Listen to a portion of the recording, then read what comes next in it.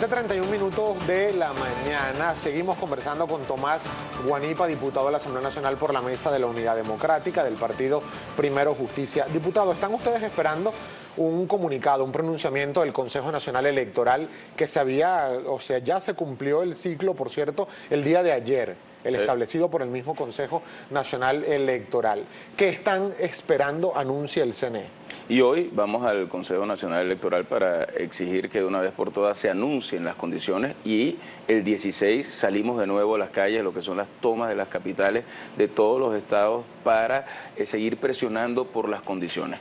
Lo primero es que nosotros hemos exigido que se aplique la plataforma electoral que existe, porque tenemos que recordar que el universo que puede solicitar el referéndum revocatorio son los 19 millones de electores que tenemos los venezolanos. Y todo el mundo que quiera manifestar con su voluntad participar en ese proceso, pues tiene que hacerlo. Tiene que haber el número de máquinas necesarias para que ese proceso se pueda dar. Debe ser en 3 días. Hemos exigido además que el 20% tiene que ser nacional. Es absolutamente inconstitucional que se pretenda hacer de ese proceso un proceso que se contabiliza regionalmente, porque quiere decir entonces... ¿Pero por qué presumen que el CNE pudiera decidir que se haga un 20% en cada estado? ¿Por qué lo presumimos? Primero, porque nos enteramos por fuentes dentro del mismo Consejo Nacional Electoral, porque la forma como el Consejo Nacional Electoral se ha comportado en los últimos meses ha sido francamente vergonzosa. Es decir, han actuado como defensores de Nicolás Maduro y no como defensores de los derechos de los venezolanos que están pasando hambre,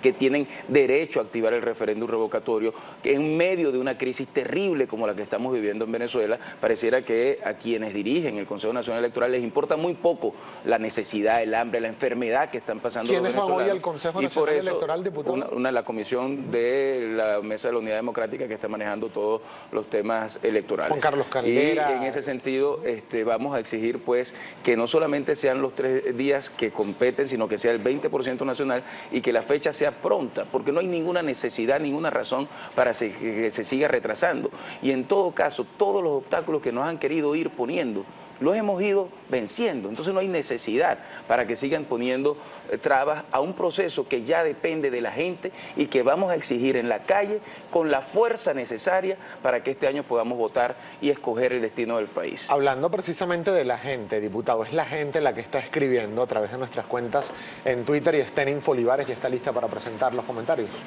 Así es, Gabriel. Vamos a iniciar de inmediato con un comentario del señor Joan Rosales. Le dice, diputado, los políticos de este país no se dan cuenta que están manejando el destino de 30 millones de personas y que cada vez le creemos menos. ¿Qué le contesta? Que aquí estamos luchando para lograr que tu derecho se pueda ejercer, que puedas votar y que puedas decidir tú cuál es el futuro del país. Yo creo que este no es un momento para cuestionar a quienes estamos haciendo una lucha para lograr la libertad, porque al final lo estamos haciendo en nombre de millones de venezolanos que quieren un futuro mejor. Y créeme que estamos luchando para que ese futuro se dé. Cada venezolano que se acuesta sin comer, cada persona que no tiene cómo alimentar a su familia, cada persona que no tiene cómo conseguir la medicina que necesita para curarse, necesita de la acción contundente, urgente, de la presión en todas las instancias que nosotros estamos haciendo para lograr que sea el pueblo el que decida su futuro, y que ese cambio que se dé a través del voto popular, ese cambio de gobierno, pueda significar también la apertura de un nuevo proceso donde haya un nuevo modelo económico y social que permita que nunca más nadie en Venezuela se acueste sin comer. @Big Power le pregunta, ¿fue un error no incluir al partido 20 Venezuela en esas reuniones exploratorias? Esto no es una cuestión de partido, es una cuestión de una comisión que nombró la Mesa de la Unidad, de altísimo nivel, por cierto, para explorar la posibilidad de que exista un diálogo en Venezuela si se cumple con lo que tiene que cumplirse, que es el referéndum revocatorio. En Sudáfrica, donde había prácticamente una guerra civil, Nelson Mandela, a pesar de todo lo que ahí estaba ocurriendo, entró en un proceso de diálogo y de conversación para lograr una salida electoral que permitiera que Sudáfrica pudiera entrar en un nuevo modelo democrático donde no hubiese ningún tipo de discriminación racial. Ese logro que dio ese hombre tan importante y que fue tan cuestionado, se logró a través de la presión pública que él mismo hizo, pero también de la discusión de las ideas, a la que nosotros no le tenemos miedo. Nosotros no tenemos miedo a debatir nuestras ideas y nunca vamos a claudicar en los derechos que tenemos de que se cumpla la Constitución venezolana. Por eso, para activar el referéndum revocatorio, haremos lo que sea necesario en la calle y también en todos los encuentros que tengamos que tener para ejercer la presión para que el 20% sea lo antes posible y de esa forma ser inevitable el referéndum revocatorio en este año 2016. Hay otras inquietudes que nos hace llegar @Tibisay Tirado. Le preguntan, ¿qué van a hacer con los funcionarios del CENIAT que despidieron por firmar en el referéndum revocatorio?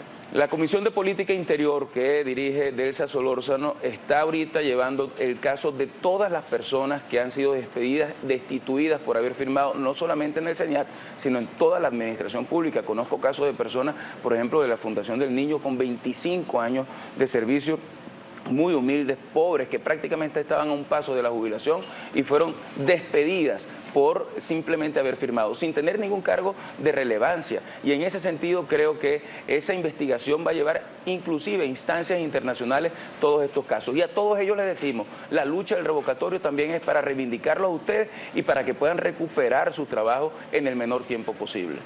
Por acá le escribe Reinaldo Fuentes, tanta ambigüedad, secretismo y desinformación son hojillas de tres filos, minimizan la confianza. ¿Qué le contesta? Creo que ese es el objetivo del gobierno, generar dudas, generar desconfianza. Al final es obvio que los que no quieren que en Venezuela haya un proceso de diálogo es justamente el gobierno. Quienes se niegan a que pueda existir en Venezuela normalización democrática a través de la aplicación de la Constitución y del referéndum revocatorio que está establecido en el artículo 72 es el gobierno. Pero que además vayamos nosotros a creerle lo que dice Jorge Rodríguez o lo que dice el mismo Nicolás Maduro, creo que eso al final está muy claro que esa gente lo que busca es dañar a los venezolanos, a todos en su conjunto. Y por eso lo que tenemos que entender es que nosotros todo lo que hemos hecho es para lograr, lo vuelvo a decir, lo diré miles de veces, que el referéndum revocatorio se dé. Y miren que hemos hecho cosas, hemos generado una presión importantísima en el país. Han habido diputados que se han encadenado a las escaleras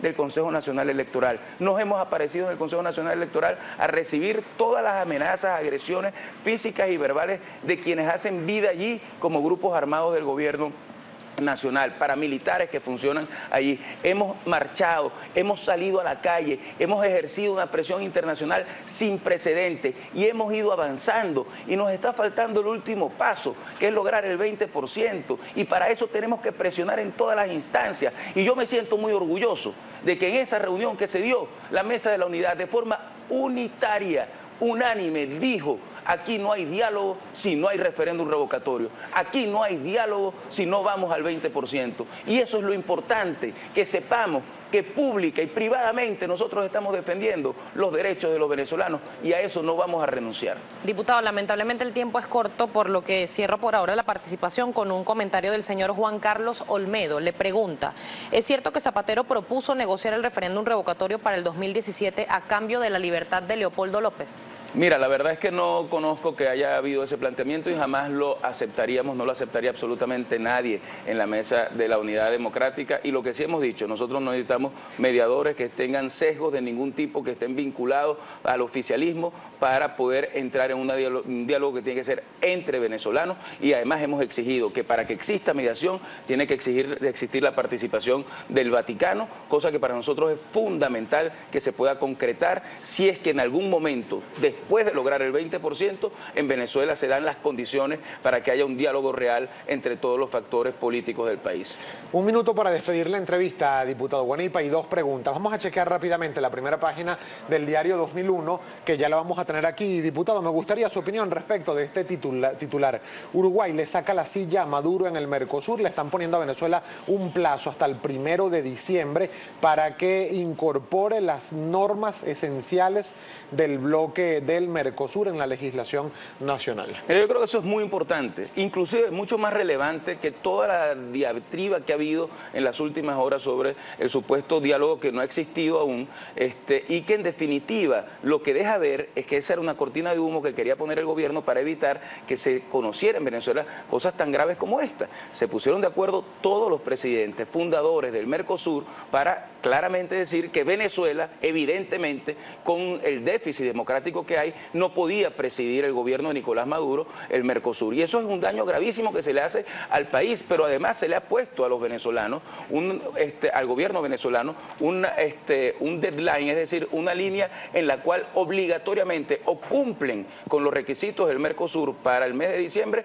o quedarán suspendidos. Eso es dramático porque demuestra claramente que ya ningún país está comprando esa suerte de supuesta democracia de la que habla Nicolás Maduro, y hay un reconocimiento de la gravedad de la crisis social, política y económica que está viviendo el país, que no hace urgente un cambio, una salida a esta crisis a través de un mecanismo democrático. Para despedirnos, diputados, ¿se olvidaron en la mesa de la unidad de las elecciones a gobernadores que deberían realizarse este año 2016? Para nada, hemos estado exigiendo que se dé el cronograma del proceso electoral, que para nosotros es muy importante, pero entendemos perfectamente que tan importantes son las elecciones de gobernadores como urgente para el país y para los venezolanos es que exista un referéndum revocatorio que saque del poder a Nicolás Maduro, que cambie este modelo y que abra las puertas a un gobierno de salvación de la patria, que es lo que los venezolanos están pidiendo. Bien, diputado, muchísimas gracias. Gracias a ti, Gabriel. Por haber tenido la